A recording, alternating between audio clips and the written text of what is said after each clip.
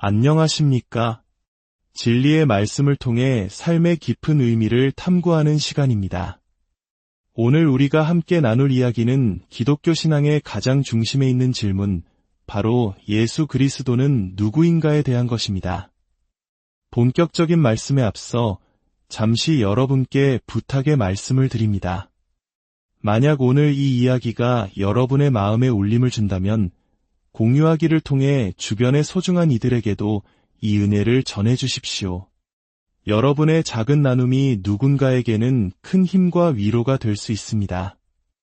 말씀을 전하는 모든 손길 위에 하나님의 크신 축복이 함께하기를 기도합니다. 이제 잠시 마음을 모아 기도하고 시작하겠습니다. 사랑과 은혜의 하나님 아버지, 오늘 저희가 당신의 말씀을 상고하고자 합니다.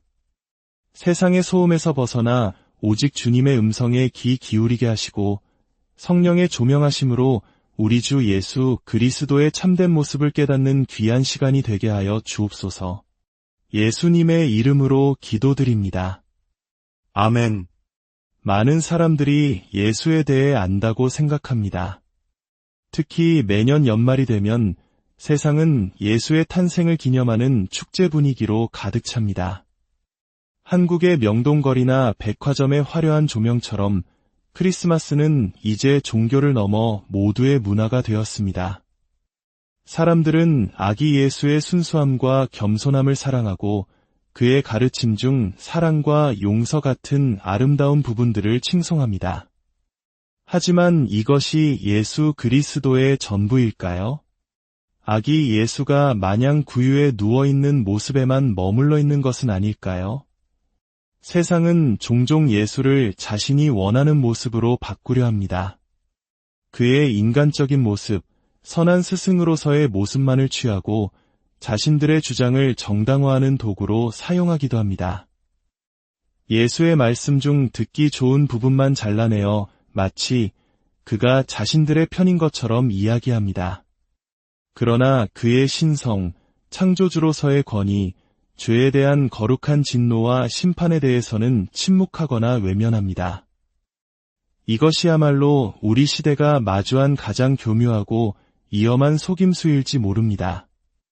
인간 예수만을 인정하는 것은 결국 반쪽짜리 진실에 머무는 것입니다. 성경은 예수 그리스도가 단순히 위대한 인간이 아니라 그 이상의 존재임을 분명히 증언하고 있습니다. 오늘 우리는 골로새서 한 장의 말씀을 통해 신성과 인성을 모두 가지신 하나님 사람, 즉 예수 그리스도의 온전한 모습을 깊이 묵상해 보고자 합니다. 골로새서 한 장 15절은 이렇게 선포합니다. 그는 보이지 아니하는 하나님의 형상이시요 모든 피조물보다 먼저 나신 이시니 보이지 않는 하나님의 형상이라는 말은 무슨 뜻일까요? 헬라어 원문에서는 이 단어를 아이콘이라고 표현합니다. 오늘날 우리에게 매우 익숙한 단어입니다. 컴퓨터 바탕화면의 작은 그림, 즉 아이콘을 클릭하면 수많은 데이터로 이루어진 복잡한 프로그램이 실행됩니다. 그 작은 아이콘은 거대한 프로그램의 본질을 보여주는 관문인 셈입니다. 이와 같이 예수 그리스도는 눈에 보이지 않는 영이신 하나님을 우리가 보고 이해할 수 있도록 나타내신 하나님의 아이콘이십니다. 육신을 입고 이 땅에 오신 하나님, 바로 그분이 예수님이십니다. 그런데 이어지는 구절, 모든 피조물보다 먼저 나신이라는 표현 때문에 많은 오해가 생기기도 합니다. 어떤 이들은 이 구절을 근거로 예수가 하나님께서 가장 먼저 만드신 피조물이라고 주장합니다.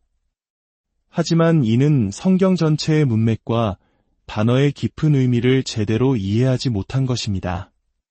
성경에서 먼저 난 자, 즉 장자라는 개념은 단순히 태어난 순서를 의미하는 것을 넘어섭니다.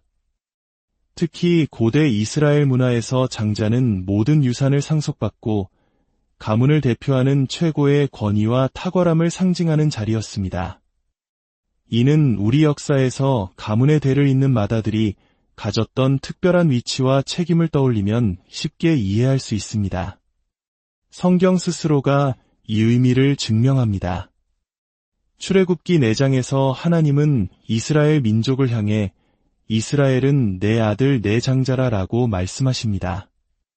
이스라엘이 이 세상에 처음 생긴 민족이었기 때문에 장자라고 하셨을까요? 아닙니다.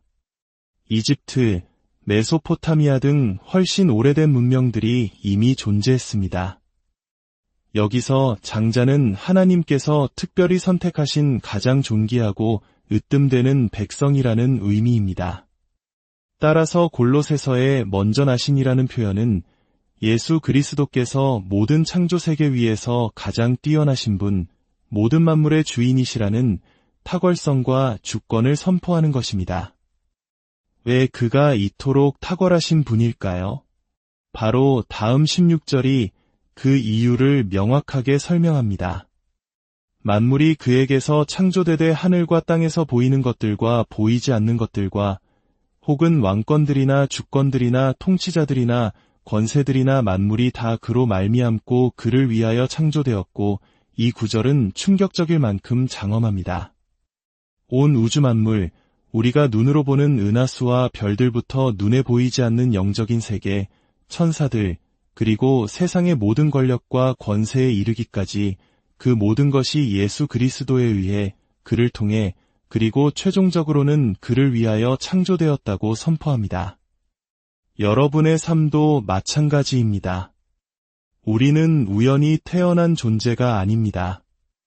예수 그리스도께서 당신을 만드셨고 당신의 삶은 궁극적으로 그분의 영광을 위해 존재합니다. 우리의 생명은 내 것이 아니라 창조주이신 그분의 것입니다. 뿐만 아니라 17절은 그가 창조주이실 뿐만 아니라 유지자이심을 보여줍니다.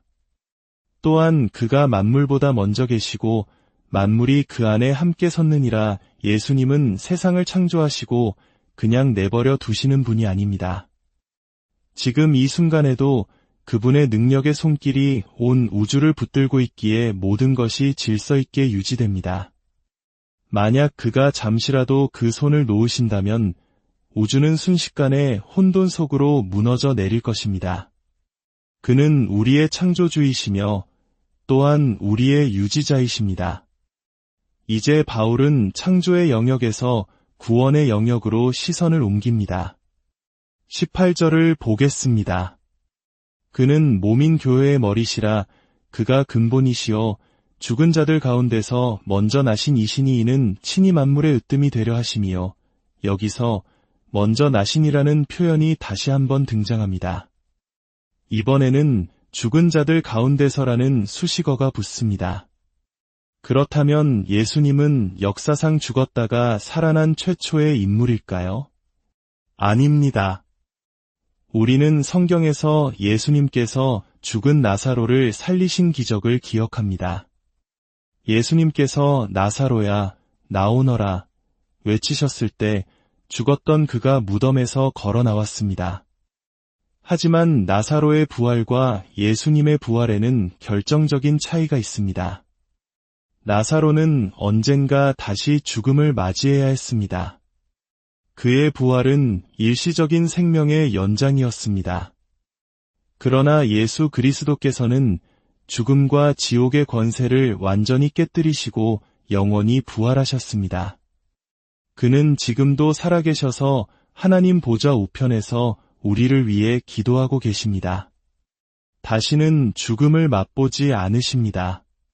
따라서 죽은 자들 가운데서 먼저 나신이라는 말은 그가 죽음을 이기신 최초의 승리자이시며 그를 믿는 모든 자들에게 부활의 소망을 주시는 부활의 첫 열매가 되셨다는 의미입니다. 그는 죽음 위에서도 으뜸이 되시는 분입니다. 어떻게 이것이 가능했을까요? 창조주 하나님이 어떻게 죽음을 맛볼 수 있었을까요? 바로 여기에 기독교 신앙의 가장 깊은 신비가 있습니다.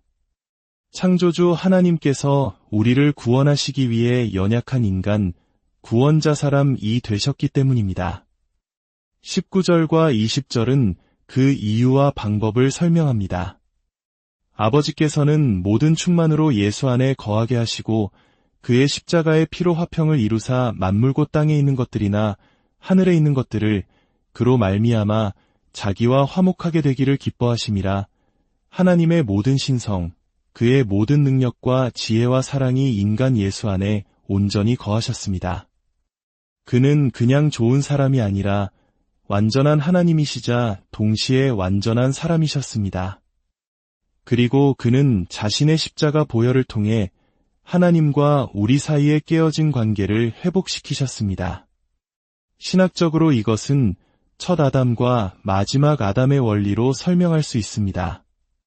인류의 조상인 첫 아담은 죄를 지었고 그로 인해 모든 인류는 죄의 영향 아래 놓이게 되었습니다.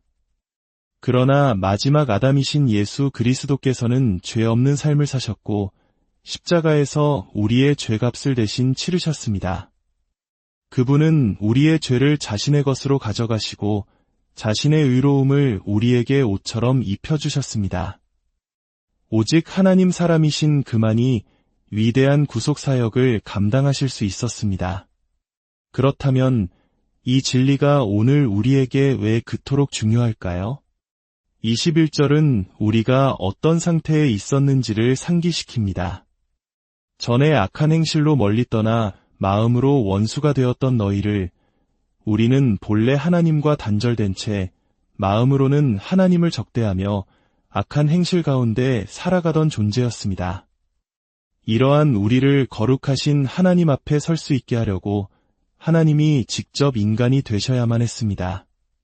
만약 예수가 우리와 똑같은 평범한 인간이었다면 그 역시 아담의 죄를 물려받은 죄인일 수밖에 없었을 것입니다. 죄인은 다른 죄인을 구원할 수 없습니다. 그러나 예수님은 성령으로 잉태되어 동정녀의 몸에서 나심으로써 아담의 죄의 계보에서 벗어나셨습니다. 죄가 없으셨기에 우리의 죄를 대신할 완전한 제물이 되실 수 있었습니다.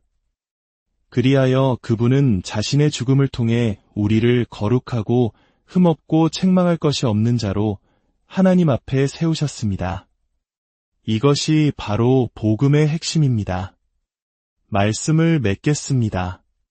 우리는 예수를 우리가 원하는 모습으로 축소해서는 안 됩니다.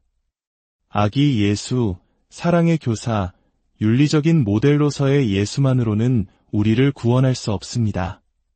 그는 이 모든 것을 포함하지만 동시에 이 모든 것을 초월하시는 분입니다.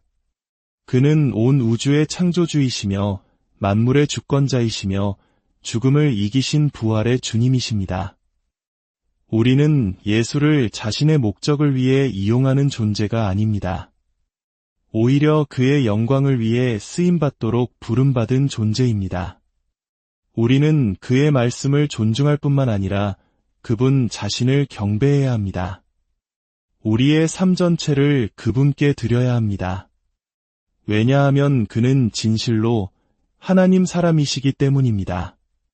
우리의 창조주 하나님, 예수 그리스도, 우리의 구원자 사람, 예수 그리스도, 우리의 주님, 구세주, 왕, 그리고 친구 되시는 예수 그리스도.